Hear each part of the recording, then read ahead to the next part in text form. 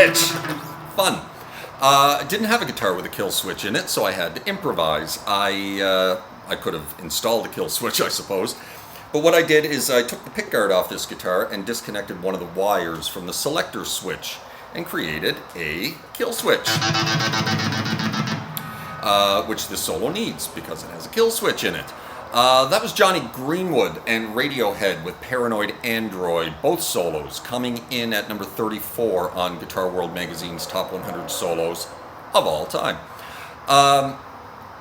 Despite my personal penchants and preference, I suppose, for the faster, more technical side of guitar soloing, I absolutely love these odd, chaotic, aggressive solos that have shown up on this list from time to time. I've done a couple already. There was In Bloom by Nirvana, there was Black Hole Sun by Kim Thayil and Soundgarden, and now this absolute ripper from Jonny Greenwood on Paranoid Android.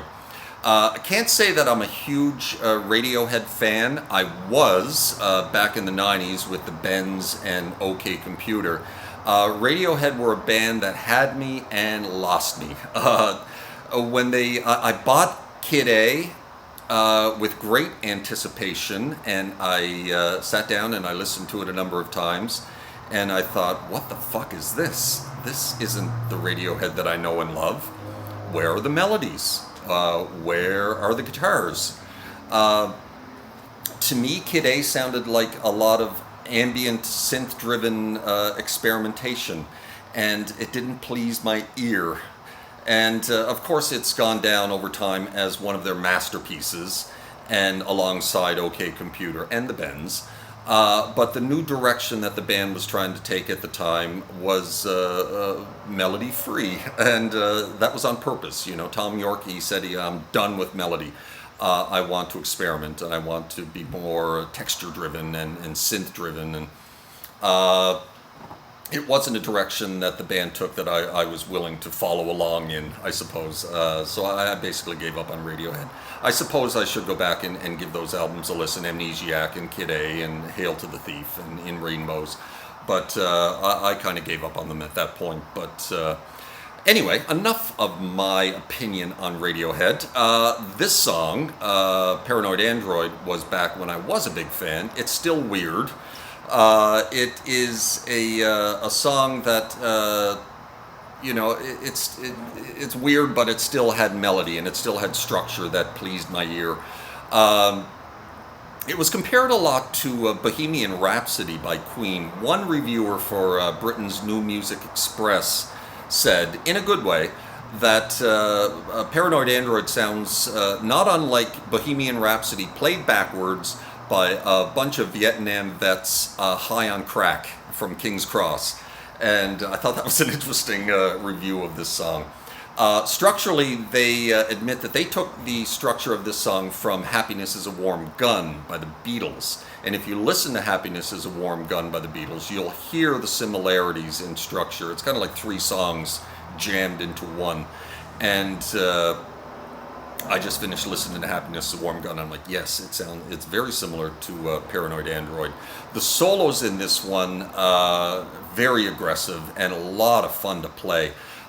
Really difficult to get the tone on this one. Jonny Greenwood was using backward loops in parts of this solo. The outro solo, I played the whole thing forwards. There are parts of the outro solo that are actual looped backwards.